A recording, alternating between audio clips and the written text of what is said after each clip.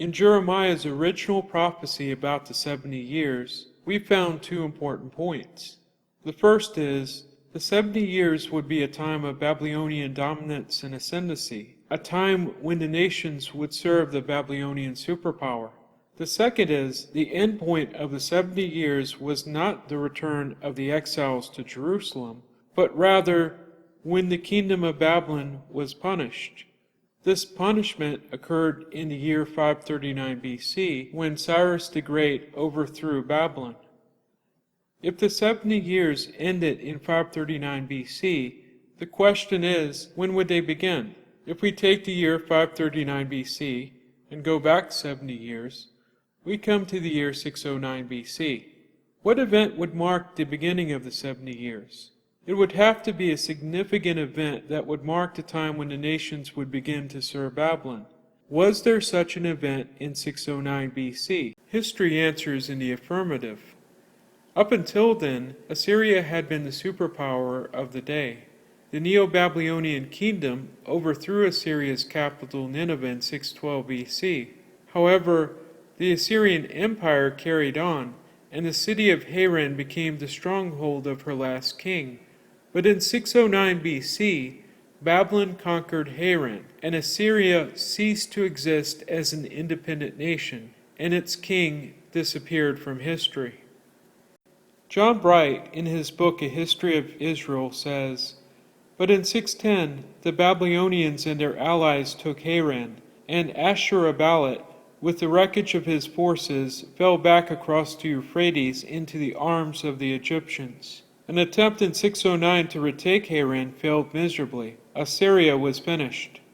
The book, The Fall of Assyria and the Median-Babylonia Relations in the Light of the Nabopolassar Chronicle, says, in 609, Assyria was mentioned for the last time as a still existing but marginal formation in northwestern Mesopotamia. After that year, Assyria ceased to exist.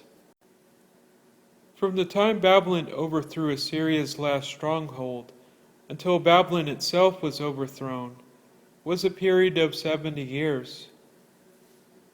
During these 70 years, nation after nation was conquered and assimilated into the Babylonian Empire, including Judah.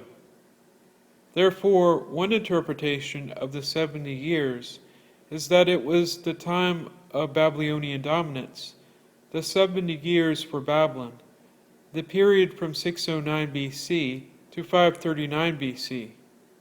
Some object that because this prophecy in Jeremiah 25 was given in the 4th year of Jehoiakim, which was 4 years after Babylon sacked Haran, that the 70 years could not have begun yet. However, another interpretation is that the 70 years are not an exact, but rounded figure, an approximate period of time.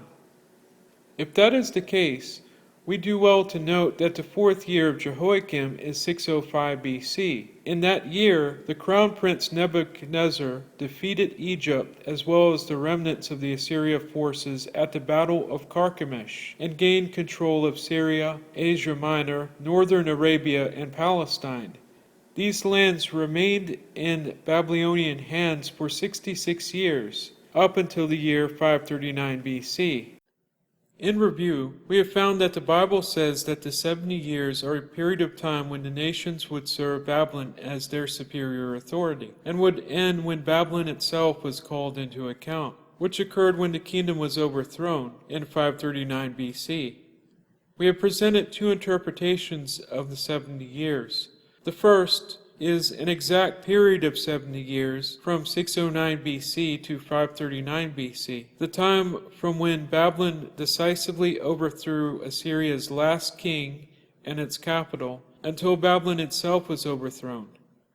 The second interpretation is that the 70 years are a rounded period of 66 years from 605 BC to 539 BC, or from the Battle of Carchemish until the overthrow of Babylon.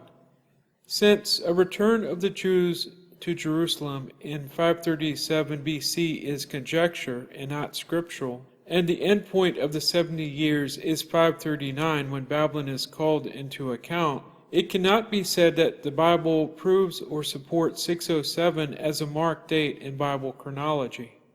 And because the 70 years are a period when the nations, including Judah, would serve Babylon, we simply can't use them as a gauge as to when Jerusalem was destroyed. However, the question remains, what is the relation of the 70 years to the Babylonian exile? For the answer to this, we will once again defer to the prophet Jeremiah for the answer.